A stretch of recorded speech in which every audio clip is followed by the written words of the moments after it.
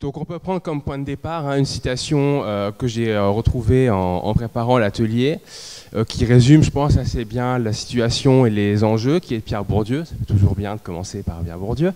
La science est en danger et de ce fait, elle devient dangereuse. Bon, quand on parle de principe de précaution, de démocratie scientifique, etc., tout de suite, il y a des questions qui arrivent spontanément à l'esprit. C'est le nucléaire, certains diront la nucléocratie, c'est les OGM, c'est les perturbateurs endocriniens, c'est les scandales sanitaires, y compris les scandales pharmaceutiques et enfin, autour de médicaments pas suffisamment testés ou dont les effets secondaires sont mal connus, et où à chaque fois on a un double mouvement, avec d'un côté une méfiance vis-à-vis des excès d'une science ou d'une technoscience présentée comme folle au service du grand capital, des dominants, etc. Et en même temps, une demande de plus de science, parce qu'on est aussi conscient que ces scandales sanitaires, ces problèmes d'OGM, ces histoires d'ondes électromagnétiques, on ne sait pas s'il y a des effets secondaires, de compteur Linky ou ce genre de choses, toujours l'inquiétude, elle est aussi motivée par un déficit de savoir, et d'un déficit de savoir neutre. On dit toujours, les chercheurs qui ont travaillé sur ça, généralement, ils étaient payés par les intérêts industriels qu'il y a derrière ces innovations scientifiques. Donc, ils ne sont pas indépendants. Et on a un déficit de sciences indépendantes et libres sur certaines évolutions techniques et scientifiques récentes.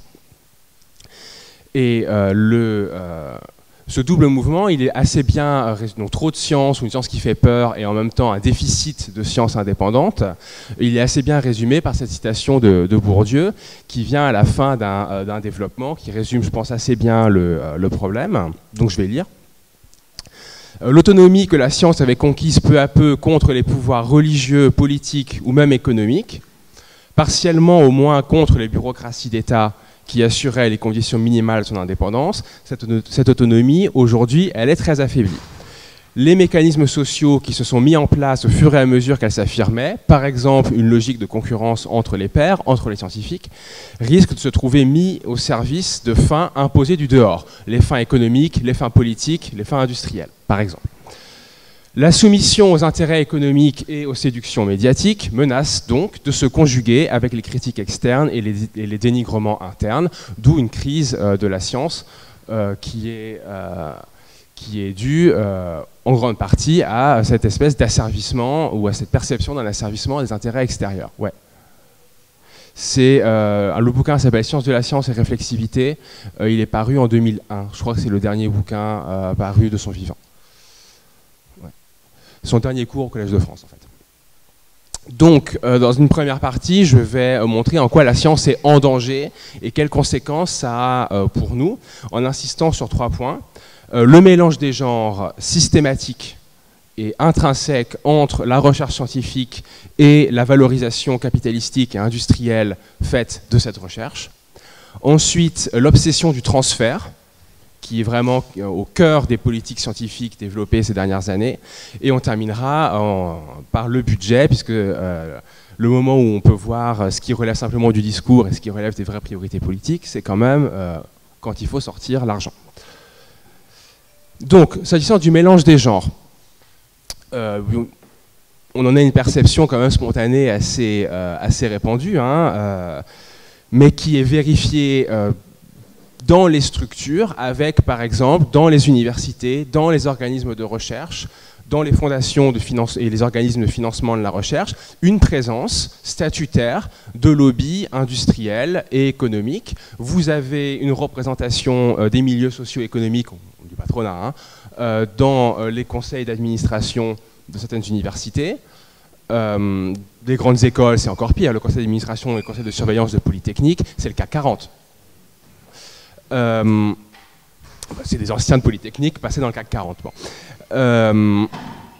Mais c'est la même chose dans le grand organe paritaire, censément paritaire du ministère de tutelle, qui s'appelle le CNESER, Conseil national d'enseignement supérieur et de la recherche. Le MEDEF a des sièges. Le MEDEF siège parmi les représentants syndicaux des enseignants-chercheurs, des chercheurs et des personnels administratifs et techniques de recherche. pour déterminer la politique, enfin pour débattre de la politique scientifique de la nation. Ça se manifeste évidemment aussi par les priorités affichées par les gouvernements successifs depuis une quinzaine d'années, en gros, au moins, l'obsession de ce qu'on appelle la politique de site, c'est-à-dire en gros la territorialisation de la recherche et de l'enseignement supérieur. Et généralement, derrière, on va vous parler soit de clusters, soit d'écosystèmes d'innovation.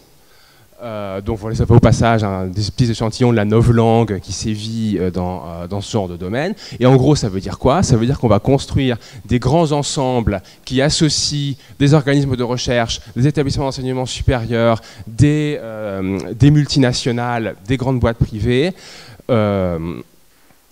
et oui, dans des établissements d'enseignement supérieur publics ou privés, sur un même site, et ils sont chargés de travailler ensemble et de produire et de valoriser des choses ensemble. Alors l'exemple caricatural de ça, c'est Paris-Saclay, qui est un grand projet qui est dans les tuyaux depuis 15 ans, qui est basé à Orsay, Saclay, Gif-sur-Yvette. Donc le député du coin s'appelle Cédric Villani. Il était candidat là, il a été élu là, pas parce qu'il y habite, parce que c'est la circonscription de Saclay et que c'est le grand projet de prestige de la technoscience française depuis 15 ans. Ça consiste à foutre sur un territoire restreint, sur un petit plateau géographique, une vingtaine, je crois, d'établissements d'enseignement supérieur publics ou privés, des universités, des grandes écoles, publiques ou privées, le CNRS, le CEA, Commissariat à l'énergie atomique, et des industriels. Et il y a notamment 3 grands secteurs industriels qui sont représentés. C'est le numérique, c'est l'industrie agroalimentaire et c'est les laboratoires pharmaceutiques. Dans le discours macronien, il y a évidemment une formule qui résume cette obsession du mélange des genres entre recherche et valorisation industrielle, c'est l'idée de Startup Nation et la notion d'innovation mise à toutes les sauces, qui consiste à dire que le capitalisme n'a d'avenir que par la recherche et dans la recherche, ce qu'on appelle l'économie de la connaissance, et à l'inverse, la connaissance, c'est quand même d'abord et avant tout là pour nourrir la croissance de demain. Et ça se manifeste, cette obsession du mélange des genres et de la convergence d'intérêts entre la recherche supposément fondamentale et l'intérêt industriel des grandes boîtes privées notamment, c'est manifesté là encore jusqu'à la caricature par le crédit impôt recherche, qui est une énorme niche fiscale. Le dernier montant l'année dernière, c'était 6,2 milliards d'euros, donc c'est la deuxième plus grosse niche fiscale de France après le CICE. Ça a été créé officiellement pour stimuler l'emploi scientifique et la recherche privée. Bon, en pratique, c'est pas du tout ça, ça sert juste à faire de l'optimisation fiscale, mais l'idée même qu'on allait pouvoir baisser les impôts des entreprises plutôt que d'investir dans la recherche et que ça allait avoir le même effet sur la stimulation de la recherche, qui était le discours initial pour introduire ça, c'est révélateur d'une idéologie derrière. Une idéologie que finalement aujourd'hui la recherche est là pour nourrir la fameuse troisième révolution industrielle, qui est pareil, c'est une espèce de formule qui était utilisée en même temps qu'économie de la connaissance, innovation, cluster d'innovation et compagnie, pour construire un discours technoscientifique qui est un discours qui à la fois superficiellement glorifie la recherche et qui en même temps évidemment l'asservit à des intérêts économiques et politiques assez évidents. Alors l'exemple le plus caricatural de ça, c'est évidemment l'industrie pharmaceutique qui est présente du début à la fin de l'enseignement et de la recherche dans les filières médicales et pharmaceutiques. Donc vous avez eu une enquête indépendante qui est sortie en janvier dernier, qui tire le signal d'alarme, mais qui arrive après plusieurs articles dans Prescrire, qui est une grande revue de médecins indépendantes, et dans une revue américaine qui s'appelle PLOS ONE, il y a 3 ans déjà, qui signale que la France est clairement un très mauvais élève en la matière, avec une industrie et des lobbies pharmaceutiques qui sont présents dans les facs de médecine et dans les labos de médecine en permanence, du début à la fin de la formation des futurs médecins, et après dans la recherche médicale, dans la formation des professeurs de médecine, des professeurs de pharmacie, etc. Il y a une collusion d'intérêts absolument permanente, mais c'est pas grave, puisque nous avons le ministre de la Santé qui nous dit que de toute façon, c'est souhaitable. Hein, donc Agnès Buzyn déclarait il y a quelques semaines, l'industrie pharmaceutique joue son rôle, je n'ai jamais crié avec les loups sur cette industrie, à laquelle elle est liée. Hein. Il faut expliquer que vouloir des experts sans aucun lien avec l'industrie pharmaceutique pose la question de la compétence des experts. Et là, on retrouve l'idée derrière que la recherche, c'est quand même, et l'économie de la connaissance, c'est une affaire d'experts. Surtout pas le peuple, surtout pas les parlementaires, surtout pas des débats scientifiques. Il y a ceux qui savent, c'est les scientifiques.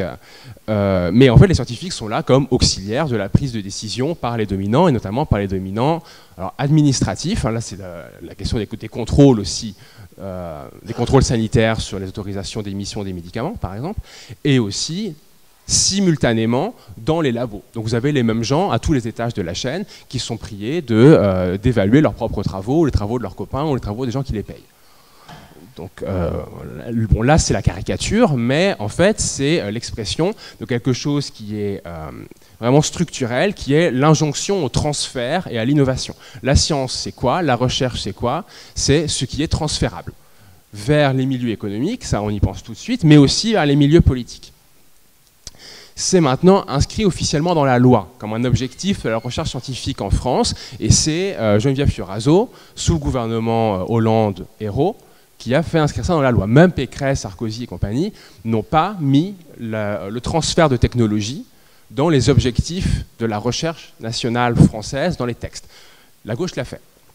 La capacité à valoriser les résultats d'une recherche, y compris et surtout en termes industriels, maintenant, c'est un critère d'évaluation de la recherche. Les chercheurs sont évalués en permanence, et dans les grilles d'évaluation, maintenant, il y a ça. C'est valorisable ou pas.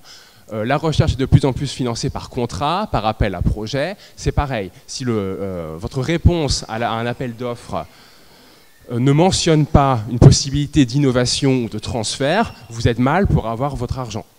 Par contre, si vous dites qu'il y a des possibilités de transfert massives, c'est beaucoup mieux, y compris si scientifiquement derrière, c'est moins bon. Parce que ce qui compte, c'est la transférabilité.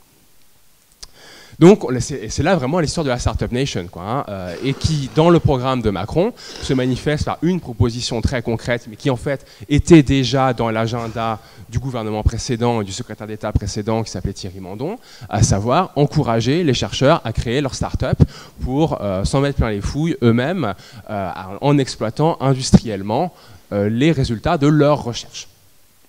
Donc maintenant on est chercheur, on est l'agent de son propre succès économique. J'ai pas de télécommande, moi j'ai le... Ouais.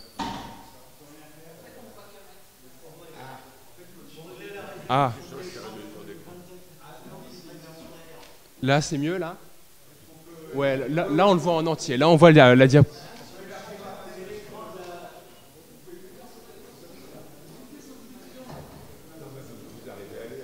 C'est lisible là? Ouais. Bon, je vais continuer pendant ce temps. Oui. Ouais, c'est du Windows. Ah oui, c'est du Windows, pardon. Bon. C'est le grand capital.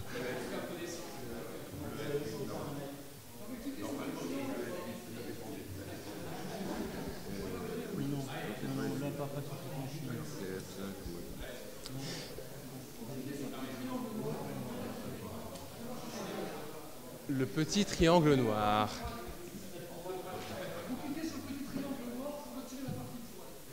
Ah oui. Oui. Non, mais il faut changer la résolution d'écran. Bah, venez, parce que là... Que les gens qui savent viennent. On fait du participatif. Les experts, voilà. Ah oui. Bah, non. Changer la résolution d'écran. Ouais, mais bon, on va pas... C'est très bien comme ça. Donc les chercheurs sont incités à créer leurs startups, et ces startups sont maintenant localisées dans les universités.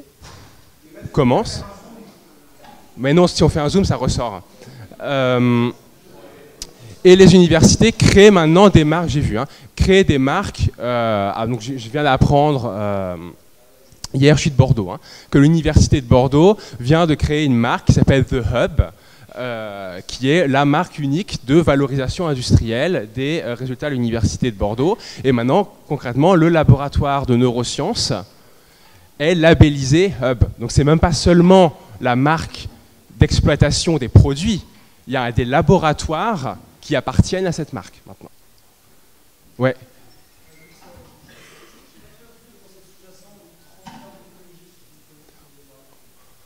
Au transfert de technologie. Alors l'idée, c'est que, en gros, la science et les inventions, les produits de la recherche scientifique et technique n'ont d'intérêt que s'ils sortent de l'université et des laboratoires, mais pas pour aller dans la cité, pour être valorisés sur le plan industriel et pour devenir une source de profit.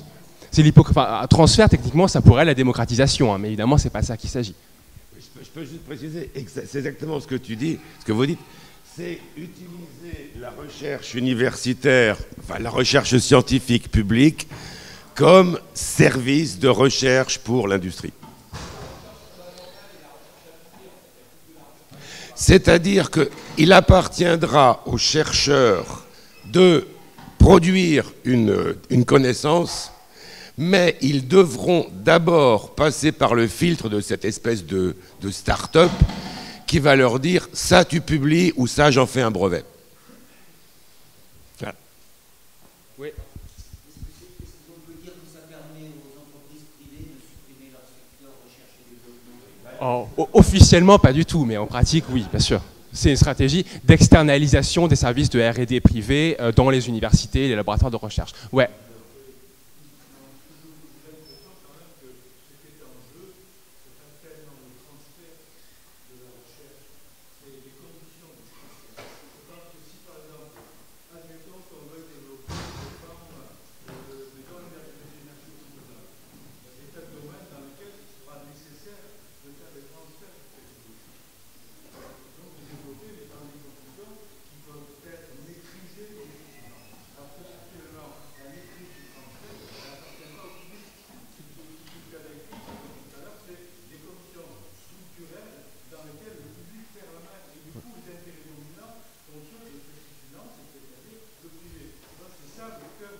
Alors, c'est un aspect très important du problème, mais l'autre aspect très important, c'est qu'on commence à parler du transfert de la recherche avant que la recherche ait été faite.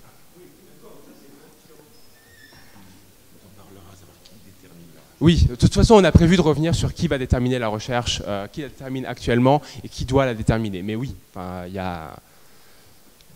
Donc, on pense évidemment tout de suite à la mainmise du grand capital, en gros. Mais il ne faut pas oublier qu'il y a aussi un facteur politique important, avec notamment un rôle croissant des collectivités locales dans l'organisation de l'enseignement supérieur et de la recherche ces dernières années.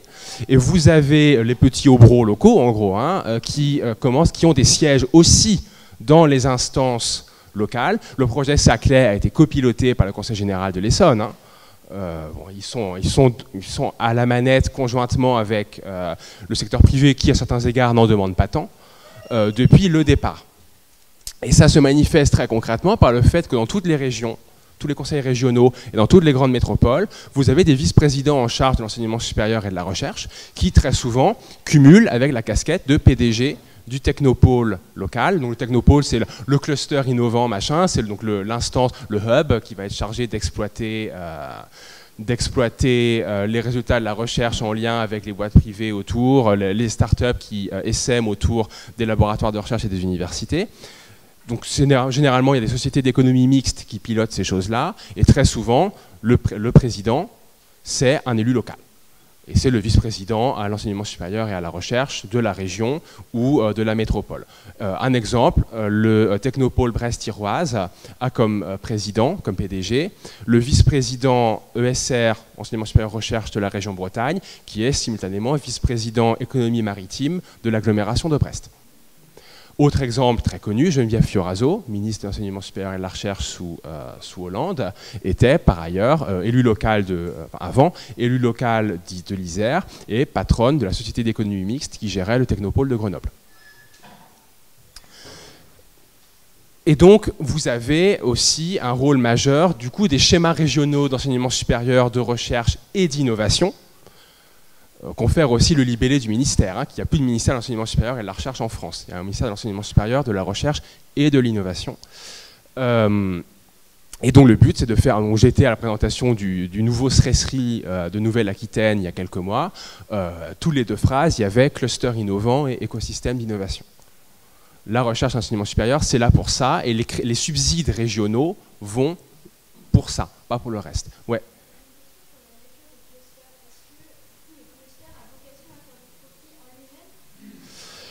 En théorie, non. En théorie, non. C'est des sociétés d'économie mixte. C'est pas censé être lucratif. C'est pas censé. Est-ce qu'un cluster est censé être une entreprise profitable en tant que telle? En théorie, non. Évidemment, ils ne crachent pas dessus, mais en théorie, c'est pas censé être rentable en soi. Ouais. Est-ce que la loi NOTRe a modifié oui. compétences en fait, la région devient chef de file dans l'enseignement supérieur à la Ouais. recherche, mais chef de file ne veut pas dire décisionnaire. Tout à fait. Notamment dans les schémas, en quoi ça va modifier Alors ça dépend de l'interprétation qui est faite de la loi NOTRe, puisque c'est exactement ce que tu dis, hein, la région est chef de file sans être décisionnaire. Concrètement, en Nouvelle-Aquitaine, ils ont décidé d'aller, citation du vice-président ESR de la région, nous allons aller au bout de la loi. Ils vont créer des instances paritaires propres à la région, sans statut légal, pour piloter l'enseignement supérieur et la recherche. Le rectorat de Bordeaux a donné son accord. Donc le rectorat, les universités locales et la région vont créer un corps de pilotage de la recherche en Nouvelle-Aquitaine, totalement paralégal, mais dans l'esprit de la loi NOTRe. C'est un premier step. N'oublie pas, faut pas oublier que la région, depuis un certain temps, a des compétences de délivrer des bourses de doctorat, et c'est à son choix de les délivrer. Donc si la région Aquitaine, par exemple, a envie de ne faire que des bourses de doctorat sur l'œnologie, par exemple, eh ben, qu'on se ratait de la linguistique ou de l'archéologie. C'est une façon de piloter la recherche par le lobbying et par l'argent. On financiarise, donc on pilote. Voilà, et pour prouver que personne n'était à l'abri, on va sortir un peu de... On pense tout de suite à la physique, à la biologie, aux sciences médicales. Les SHS, les sciences qui ne servent à rien, ne sont pas préservées, puisqu'elles peuvent servir à quelque chose. Voilà, c'est mon domaine. Donc quand on s'occupait du livret ESR pendant une présidentielle, on reçoit plein de questionnaires auxquels on doit répondre. Et donc, il y avait un questionnaire qui s'appelait Sciences et technologies, tout est dans le titre, qui émanait du Collège de France et de l'École normale supérieure, qui était très typé idéologiquement. Alors, les co-signataires votaient tous Macron, hein, notoirement. Et Villani était co-auteur du questionnaire. Donc c'est bien, Macron faisait les réponses et les questions. Et donc, il y avait une question sur les SHS qui... est presque naïve, quoi. Comprendre les transformations induites par l'économie numérique exige une réflexion sur le devenir de nos sociétés. Ma bonne dame. Quelle place envisagez-vous pour la recherche en sciences sociales? Donc 2 prémices là-dedans. La première, c'est que la recherche en sciences sociales, ça sert à quoi? Ça sert à comprendre les évolutions induites par l'économie numérique. Point. Et ça signifie aussi que le numérique, c'est une révolution économique. Et rien d'autre. Il n'est pas question de la révolution numérique, il est question de l'économie numérique. Donc on est vraiment dans un truc... L'innovation, c'est l'innovation industrielle et les sciences sociales, c'est là pour produire la philosophie maison de cette nouvelle révolution industrielle. Réponse de Macron, alors j'aime beaucoup les sciences sociales, mon parcours de philosophe. Mais vous avez quand même quelques mots-clés qui surgissent. Innovation sociale. Donc l'innovation, ce n'est pas seulement biomédicale ou pharmaceutique, hein. Il y a une innovation sociale qui est nourrie par une expertise sociale des sciences sociales. C'est de faire de l'ingénierie criminologique, sociologique et compagnie, hein. Les gens qui étaient hier à l'atelier sur la langue de Macron, innovation sociale apparaissait, hein, pour qualifier la nouvelle loi travail. C'est ça l'innovation sociale, hein. On retrouve les échanges entre la décision politique, la recherche en sciences sociales et les innovateurs. Donc le transfert. Cette thématique du transfert, elle est là, y compris pour les sciences qui servent à rien. Et alors, à quoi ça sert? Heureusement, il a des idées. Ça ne sert pas qu'à penser le numérique. C'est un philosophe, donc il pense plus loin. Ça sert aussi à caractériser le populisme et le djihadisme. Les populismes. À commencer par le nôtre.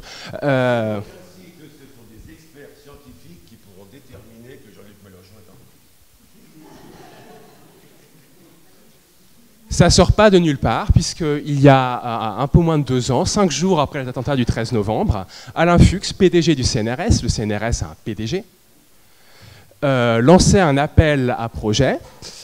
Donc voilà, tout est dit dans le titre, hein, appel à proposition sur tous les sujets pouvant relever des questions posées à nos sociétés par les attentats et leurs conséquences, et ouvrant la voie à des solutions nouvelles, donc c'est le solutionnisme innovant, social, technique, numérique. Et donc il faut faire quoi? Il faut faire des recherches sur le comportement humain individuel et collectif, jusqu'ici rarement objet de recherche en France. Bon. Il n'y a pas de sociologie en France, il n'y a pas d'anthropologie en France. Parce que, la recherche sur le comportement humain individuel et collectif, c'est la définition de l'objet d'étude de la sociologie et de l'anthropologie. Quand on sait le rôle que les écoles françaises ont joué dans l'histoire de ces disciplines au XXe siècle, c'est ahurissant comme phrase. Donc ça veut dire que c'est pas ça qu'il est question, en réalité. Parce qu'il sait très bien qu'elle est sociologue, hein, Alain Fuchs. Donc ça veut dire que c'est pas de ça qu'il est question. Il est question de criminologie.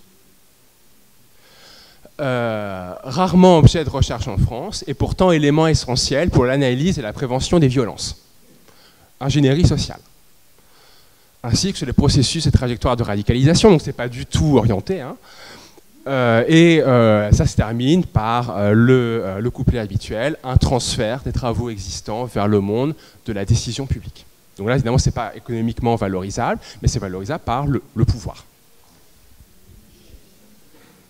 Aucun critère de qualité scientifique n'était mentionné dans l'appel d'offres. Hein. Et pour les gens qui connaissent, il y avait une phrase très révélateur. La dernière phrase du courrier, c'était « Aucun formulaire type n'est prévu ». Aucun formulaire type n'est prévu. Quand on a déjà vu ce que c'est une procédure CNRS, c'est très suspect. Oui, ça veut dire en fait c'est une lettre de motivation et j'ai une idée et ça va être très utile pour le pouvoir. Ça peut être que ça, mais s'il n'y a pas de formulaire type... et que les propositions doivent faire 3 pages, 5 pages grand maximum, il n'y a pas de formulaire type et on les examine au fur et à mesure. C'est pas de la science, hein. C'est l'idéologie. Oui. Est-ce que c'est dans ce cadre-là que la grande recherche sur les victimes d'attentats a été financée? Je suis pas sûr. Je sais pas, je ne saurais pas répondre. Alors, ça se manifeste par les priorités budgétaires. Coupe budgétaire décidée il y a 1 mois.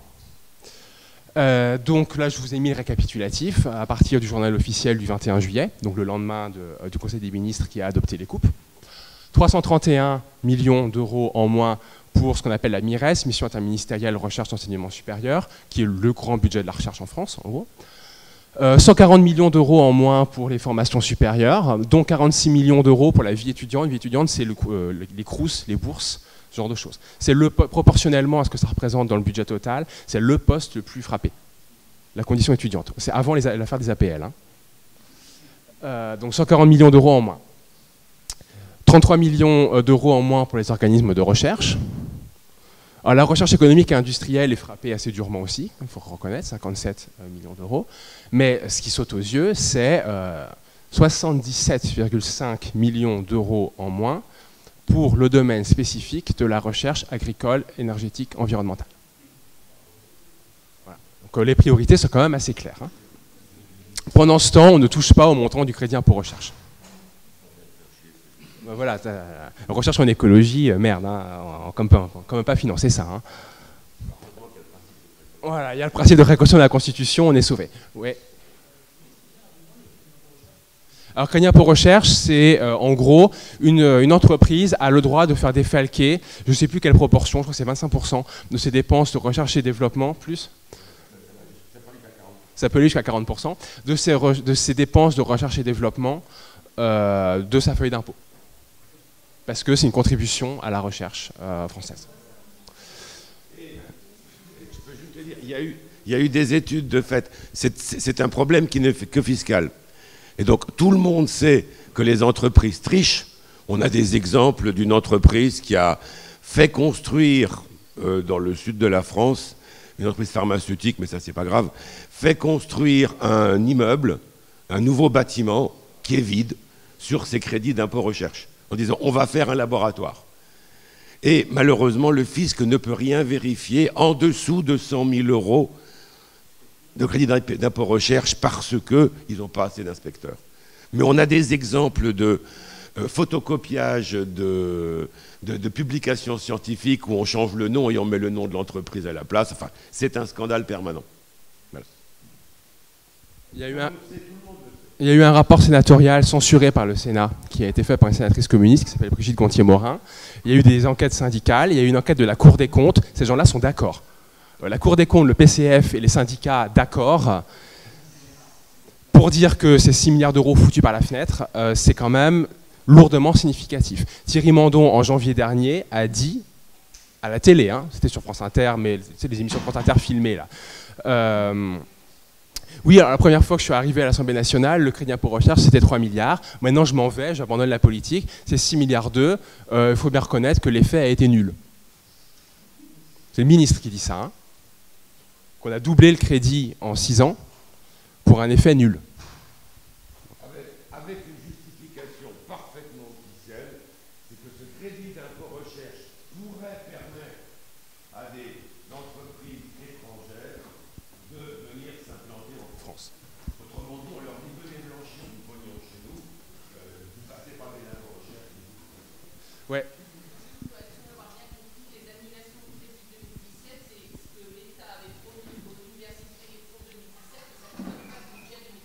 Non, ça c'est les annulations de crédit, c'est ce qui a été voté par la représentation nationale à l'automne dernier et qui a été annulé par décret, dans le cadre du renouvellement des pratiques démocratiques. Alors, en fait, c'est pas nouveau, hein, ça a lieu quasiment tous les ans, oui.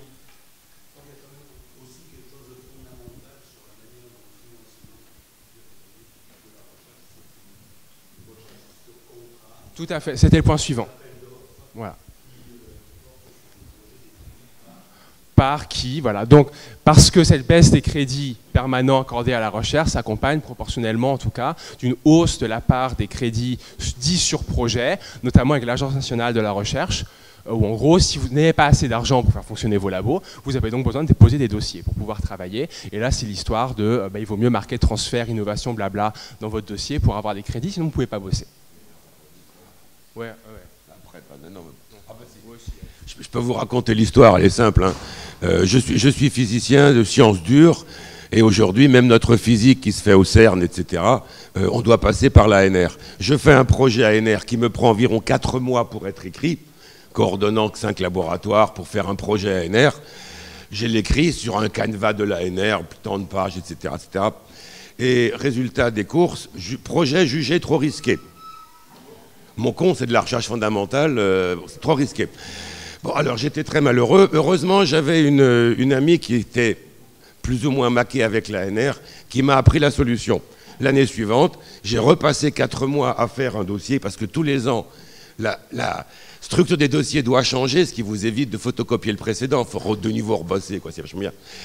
Et j'ai mis des mots magiques. J'ai mis des mots magiques dans le résumé de ma proposition, tels que innovation, place de la France, brevet, puis c'est passé. C'est passé. Il y a donc des mots magiques dans la recherche. Et donc, ouais. Une petite question technique et fiscale. Le crédit d'impôt recherche, c'est bien un crédit sur l'impôt que vous payez, non pas sur le bénéfice. Oui. Il peut atteindre jusqu'à 40% de l'impôt total à payer. Voilà. Donc, grâce à ça, les entreprises ne payent pas 40% du total. Tout à fait. Oui, c'est la deuxième plus grosse niche fiscale française après le crédit après le CICE. Voilà. Sauf que les entreprises font un don à la recherche, mais elles se servent elles-mêmes de cet argent. Elles se font un don à elles-mêmes pour faire de l'argent. Voilà. C'est de la fraude fiscale organisée. Hein. Il y a des gens qui pourraient dire que je blanchis. Et ouais, après on enchaîne. Tout à fait. Sanofi, 140 millions de crédits d'impôt recherche par an et ils virent des chercheurs. Voilà. Et ils suppriment des postes de recherche, hein. Les mêmes. Alors, ce qui est intéressant avec les histoires de coupes budgétaires, c'est que M. Villani, quand même, est un peu obligé de s'en mêler, vu qu'il avait fait tout un ramdam sur des coupes budgétaires d'un montant moindre l'année précédente. Alors, il va justifier les coupes. Et ce qui est très intéressant, c'est qu'il dit, bon, 331 millions d'euros, non, c'est beaucoup moins, parce qu'il faut enlever 176 millions d'euros de choses qui ne sont pas de la recherche au sens strict. Et il dit expressément que les 70 millions de recherche environnementale, ce n'est pas de la recherche au sens strict. Donc on ne va pas aller se battre pour ça. Non, ces coupes, elles sont réparties équitablement. Contrairement aux coupes de l'année dernière. Alors les gens ont dit à retourner sa veste. Non, en fait, il est tout à fait cohérent avec lui-même, puisqu'effectivement, l'année dernière, il y avait 256 millions de coupes annoncées. Villani et les Nobel sont intervenus, tribune, reçus par Hollande, machin. On a gagné, on a fait annuler les coupes. Non. Ils ont fait annuler 134 millions d'euros de coupes sur 256. Mais ils ont fait annuler les 134 millions qui concernaient les grands organismes de recherche. Tout le reste, les coupes ont été maintenues parce que ça n'a jamais été un enjeu de négociation. Et ce qui est très intéressant, c'est que ce n'était pas n'importe quelle structure dans les 134 millions. L'organisme le plus directement frappé, c'était le commissariat à l'énergie atomique. Ces coupes-là, on arrive à les annuler. 64 millions d'euros, c'était terrible, hein, c'était un coup très très dur porté au CEA, de leur enlever 64 millions d'euros d'un coup pour leur budget. Là, on a réussi à empêcher ces coupes-là. Par contre, l'année précédente, quand c'était 100 millions d'euros exclusivement les facs, personne n'a bougé le petit doigt. Et cette année, quand ça vise les facs et la recherche environnementale, les mêmes Nobel et compagnie ne trouvent rien à y redire. Donc on a vraiment là l'aveu des priorités, en fait. Ouais. C'est la recherche en informatique et application. Institut national de recherche en informatique et application. La recherche numérique, quoi, en gros. Donc, en fait, on a un agenda scientifique de l'oligarchie qui se dégage assez clairement, avec une politique budgétaire qui vise à préserver les domaines de recherche transférables. Et donc le reste, comme c'est quand même l'austérité et qu'il faut faire des économies, on coupe ailleurs. Et notamment, on coupe les crédits pérennes. On va pas trop toucher au crédit de l'Agence nationale de la recherche. Au contraire, il faut que les gens soient de plus en plus tributaires de l'Agence nationale de la recherche et de sa branlette innovante pour pouvoir vraiment adhérer et rentrer dans ce système-là. C'est une capitulation. Hein. Bon. Donc, on va sacrifier la recherche interministérielle, notamment celle qui n'est pas intéressante, environnementale. On va sacrifier l'enseignement supérieur, on va sacrifier la recherche fondamentale partout où on peut clairement la distinguer de la recherche appliquée, enfin, recherche finalisée techniquement. Et puis, simultanément, on pousse à tout prix au transfert de technologies et ou de compétences vers les milieux économiques et vers les sphères politiques. Donc on est vraiment dans une logique, alors il y a le chercheur entrepreneur, il y a obéir aux agendas du pouvoir du moment, et pour ça rien de mieux que les appels à projets, bien sûr. D'autant que les appels à projets génèrent quoi? Ils génèrent de la précarité. Et un chercheur précaire, c'est un chercheur qui est moins indépendant, parce qu'il faut bien manger. Hein. Et s'il n'a pas de crédit pérenne pour faire des recherches sur ce qui l'intéresse, eh ben, il n'ira pas chercher là où on ne veut pas qu'il aille chercher. Enfin, voilà, si personne ne vous finance votre recherche sur les effets secondaires des OGM, vous n'allez pas chercher sur les effets secondaires des OGM. Comment vous faites? Vous n'avez pas de matériel. Donc voilà, donc là ça récapitule. Hein, quels sont les grands leviers de cette science oligarchique? Donc le mélange des genres, les financements sur projet, la précarité parce que c'est très pratique pour domestiquer les gens, faut quand même le dire, et puis c'est une logique telcomisation. Hein, forcément le rapport de force n'est pas le même si vous avez des statuts individualisés. Et puis l'évaluation en faisant du transfert et de l'innovation des critères d'évaluation. Du point de vue citoyen, évidemment, ça pose un certain nombre de problèmes. Ça signifie que les recherches indépendantes sur certains sujets controversés sont directement menacées. Ça signifie qu'on entre dans une logique de grands projets inutiles, type Saclay. Saclay, c'est le Notre-Dame-des-Landes de la science. Hein. Il y a des milliards d'euros qui étaient engloutis là-dedans pour un truc qui, pour l'instant, n'a débouché sur rien. Et là encore, la Cour des comptes et les syndicats sont d'accord. Ça commence à faire beaucoup de trucs où la Cour des comptes et les syndicats sont d'accord pour dire qu'on fout de l'argent par les fenêtres pour quelque chose qui n'a pas de retombée véritable. Mais qui a vidé les labos de province. Donc c'est le grand projet inutile par excellence. Et pas seulement, oui.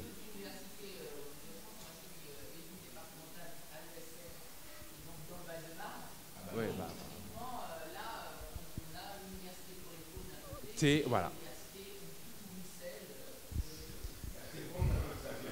Voilà. Tout faux, voilà. Et puis, bien sûr, quand même, ce qui les motive, c'est l'appropriation des résultats. Les brevets, l'exploitation industrielle et la valorisation des résultats. Et ça, c'est quoi? C'est l'expropriation des résultats d'une recherche publique financée par la collectivité au profit de... donc on retombe sur ce que tu disais, hein, les modalités du transfert. Les modalités sont conçues pour faire passer ce qui est du ressort du public vers le domaine du privé lucratif. Donc, évidemment, là, on est dans une remise en cause totale de ce qui définit la science moderne et la recherche moderne. Puisque depuis la fin du XVIIIe siècle, les Lumières tardives, en gros, il y avait quand même une espèce de grand pari disant on va faire une recherche libre, autonome, juste l'utilisation critique de la raison pour essayer de découvrir la vérité, et on parie que ça va aller grosso modo dans le sens de l'intérêt humain. C'est un pari, hein. Bon, c'est pas... Mais c'était le pari fondateur qui a donné naissance à l'université moderne et à la recherche moderne. Hein. Et à cette époque-là, en fait, les gens, donc là je sors un texte de 1798 d'un Allemand, Kant, le conflit des facultés, il signale deux grands dangers. L'ingérence de pouvoirs extérieurs. On est au XVIIIe siècle, donc tout de suite on pense à la censure, mais il mentionne dans la foulée l'injonction à l'utilité. Oui, non, mais enfin, là, il parle de la structure de la recherche. Après, c'est des questions de... Oui, mais enfin, là, c'est un texte sur les structures universitaires. Donc, l'analogie, c'est dans d'autres... Enfin, c'est pas les mêmes... Oui, ça, ouais. Et l'autre, il mentionne dans la foulée un autre danger, un danger interne, qui est la structure autoritaire des institutions académiques.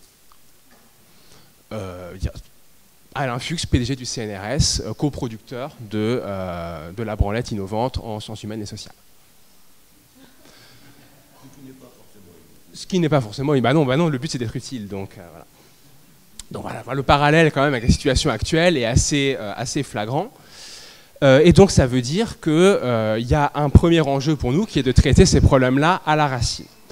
Et pour commencer, casser les reins aux instances et aux structures qui poussent dans cette direction. Donc ça veut dire faire sortir les représentants des lobbies, des instances décisionnaires de la recherche fondamentale en tout cas, et en tout cas encadrer leur possibilité, leur droit à la parole, même dans la recherche appliquée, et peut-être même surtout dans la recherche appliquée. Ça veut dire démanteler l'Agence nationale de la recherche et mettre fin au système de contrats de financement systématique ou de plus en plus systématique sur projet et sur appel d'offres pour revenir à des chercheurs qui soient fonctionnaires, protégés par un statut, dont les financements soient permanents, qui bénéficient d'une liberté de recherche inscrite dans les textes, qui soient du coup, si possible, et par exemple, si on était au pouvoir, ça serait possible, expressément couverts par le statut de lanceur d'alerte. Parce qu'un scientifique indépendant, c'est un lanceur d'alerte en puissance. Et puis, évidemment, une législation extrêmement stricte sur les conflits d'intérêts. Ça passe, d'un point de vue plus positif, par la démocratisation des structures internes, par l'augmentation des moyens pérennes, donc par un statut protecteur pour les chercheurs, et par une mesure qui est plus clivante, mais qui nous paraît indispensable, qui est le dépôt systématique des résultats de la recherche publique dans le domaine public. Ça concerne les articles qui doivent être accessibles par tous, ça concerne aussi les brevets. On n'est pas là pour breveter le vivant, on n'est pas là pour breveter systématiquement le moindre résultat de la recherche dans l'idée qu'on garde ça sous le coude, on pourra peut-être faire des sous avec un peu plus tard. Donc c'est l'accès libre et le domaine public.